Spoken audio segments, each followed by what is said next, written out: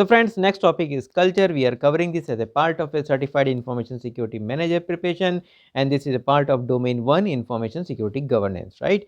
As a part of this culture, we'll cover these points, which includes definition, example, and we'll try to understand how this emerges, how security aware culture being established, who are the responsible person, about the communication security department's roles and responsibility, and how do you know basically that successful security culture is already established. What are the clues you can see in your department, and 7 things to be considered in culture, and 5 steps that required to create any culture. So these are the topics we'll be covering as a part of this topic, culture. This is one of the very important point if you are preparing for CISM. So before moving forward, I am just requesting you to please subscribe, like and comment if in case you have any doubt or questions. This will actually motivate me a lot.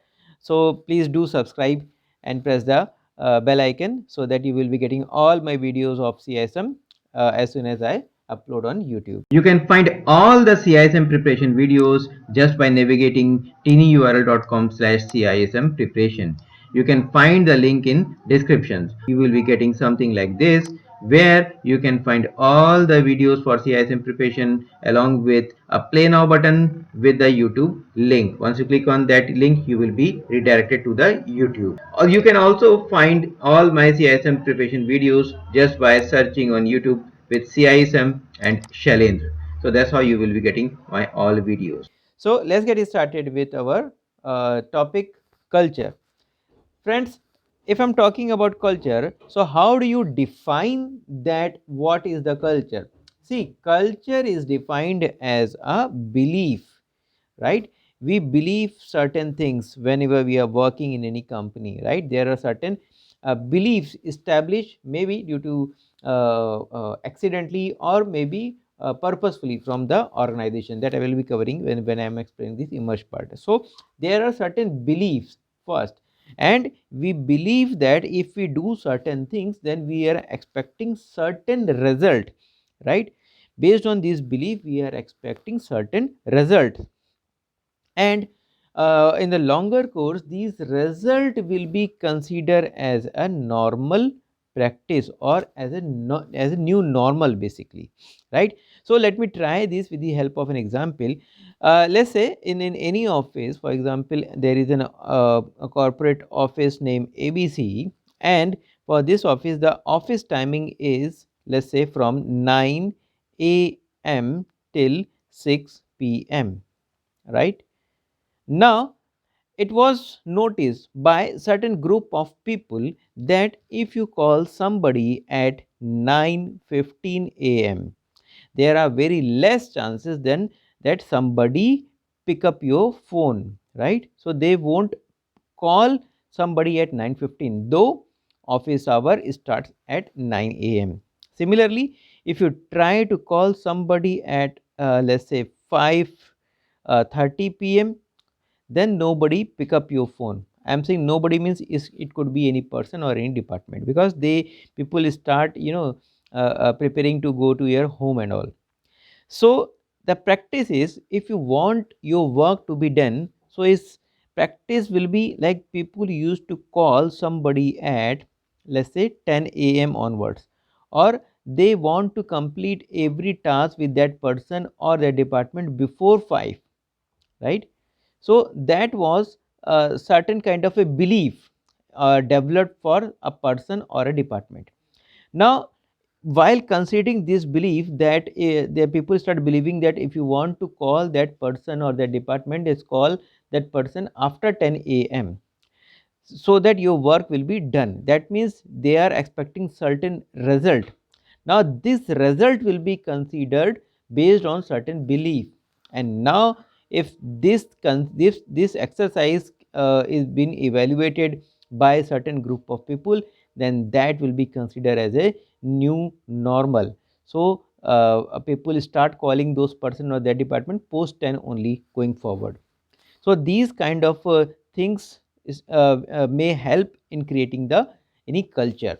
This is one of the example, and here I am just trying to explain you that culture basically emerged because of two things.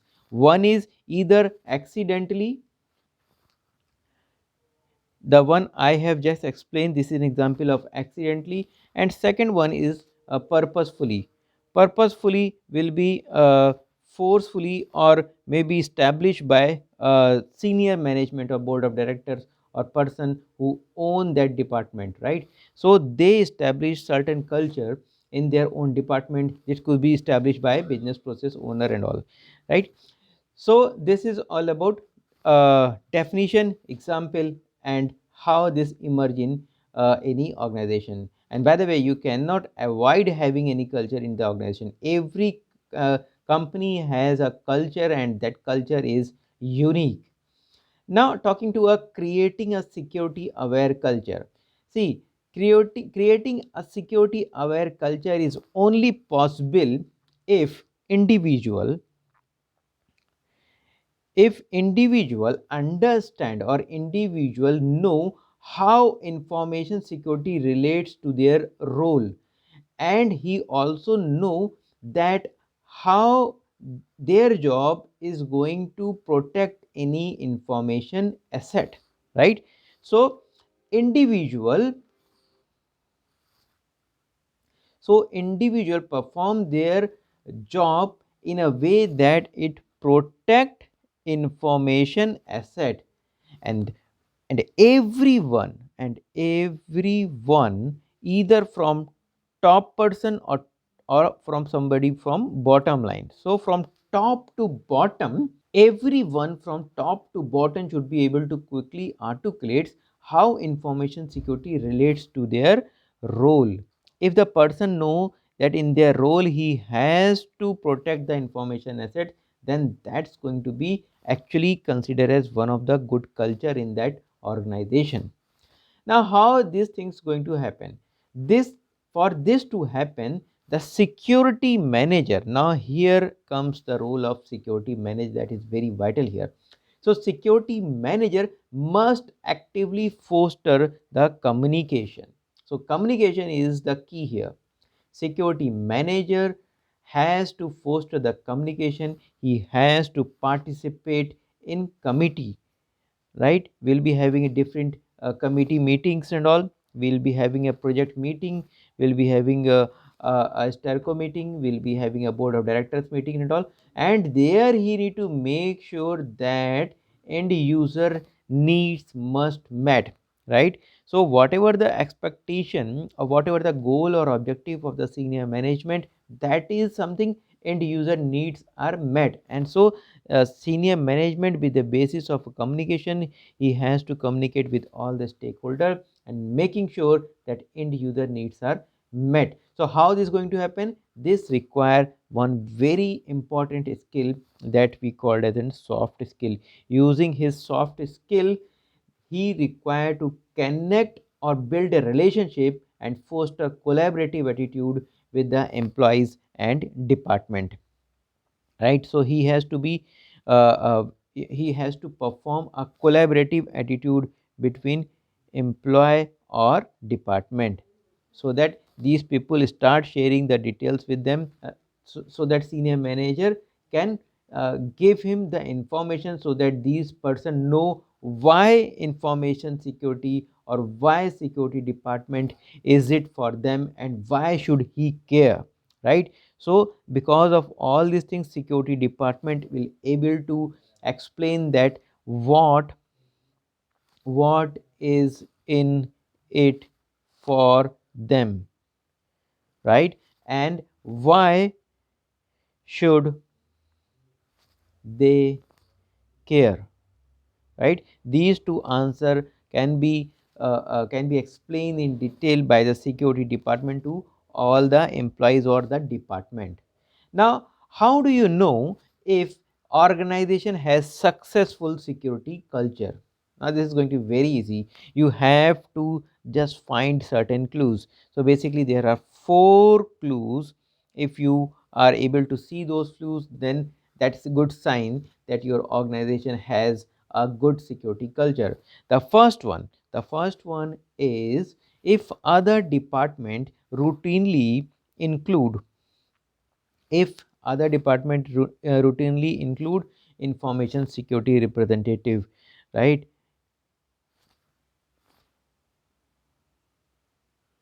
Information security representative. If other department involve this guy, this information security representative or the spock from very beginning of the project, that means they know the importance of information security department. They know before going to the production, these guys must know what are the things going in the public domain or what's going to be in the production, right? So that means they know that the importance of information security. Now second one will be, if user know, if every user know how how to identify, this is very important, how to identify and report in case of any incident happen. So if the person know, if the person know how to identify and report incident, then next one will be, if the person know these things, then to whom he need to report. So he know, people know, or the person know who is the security manager, so that he can check with them, he can identify or he can report those incidents with the security manager. This is one of the things person can do, but there are some other tasks also which security manager can help the department to explain the importance of security department. That's one. Now next one is people. If you ask people, then people can tell you, their role, tell you their role in terms of protecting information security, right? So that means people know that what will be their role, what will be their responsibility, what will be their job in terms of identifying or protecting or reporting the information security. So if these four sign you are able to see or is visible in your organization, that means your organization have a good security culture. Now culture, if I'm talking about, is comprised of seven things, right? There are seven basic things. If we are saying that culture is comprised of, culture is made up of seven things. First very important thing is, how is the organization behavior? So what kind of behavior organization is having, that's one. Second thing is, how people influence the organization, influence the organization, right? For what? So that work can be done, so that work can be done. What does it mean? It means if you know how to convince the top management to get your work done, right, then your cyber security solution can be approved easily. I mean, there are certain things. For example, you need to create a business case. You have to convince them that why this solution, if you are proposing any solution in front of a senior management, that why is it required for your organization, right? So these kind of things, like people, how people influence the organization structure so that their work can be done. And next point will be the a normal human behavior. One of the important thing is attitude, attitude towards work, towards employer, towards your role, job, etc. Then terms, or what we call as norms, right? Next one is teamwork. Of course, this is one of the very important point if I'm talking about establishing a culture, right? And sixth one is the existence, the existence or lack of tough wars, right? So this could be between two departments, two person, etc. And the seventh one will be the geographic location, right? So culture varies from one country to another countries as well, right? So there are certain things if you do in one country, of course if you do the same thing in another country, that and that way we probably your work cannot be done, right? For example, in India you can or in many countries you can ask the person with a name, but in some other countries if you ask the person with their name, probably they feel bad.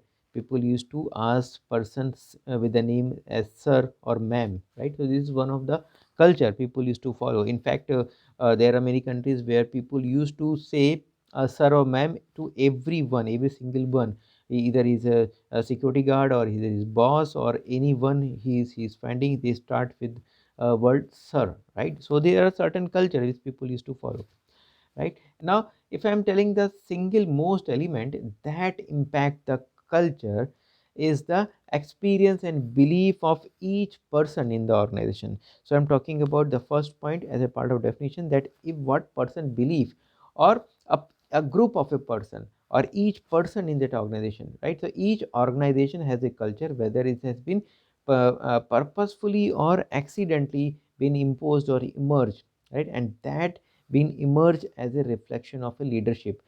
Now let's see some predictable pattern to create the culture, right? So culture consists of 5 steps. If I'm trying to create any new culture, so that's include basically 5 steps. The very first step, as I mentioned here, let me try to take the same example so that you can able to relate them. So the very first step is experience, right? So let's say a group of people experience something in common, that if you call the person at 10 a.m., then chances are people can pick up your call. That's the experience. Now based on that experience, people start responding, then they responding. So based on that experience, they used to call the person at 10 a.m., because they experience if you call before 10 a.m., then nobody is going to pick up your call, right? Probably these people not even able to arrive the office by 9 a.m., 9:15 or 9:30. So people used to call the person at 10 a.m. So that was experience, and based on that they start calling the person or the department person by 10 a.m. Now they are expecting, so based on that they are expecting certain behavior. So the expected behavior is, they know now your call will be answered. That's the expected behavior. And once this things starts happening, that will be actually considered as a rule, but this rule is unwritten anywhere, right? In anywhere in the organization you cannot follow this kind, you cannot find this rule that to get the work done you have to call post 10 a.m. only, right? So this is an unwritten rule, and later on people start following this rule in such that will be become a new normal.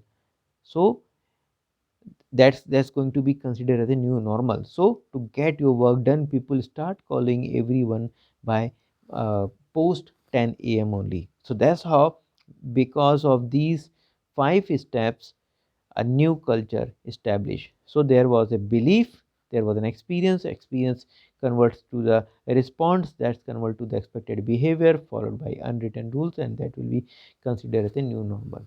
So that's how we are creating a new culture.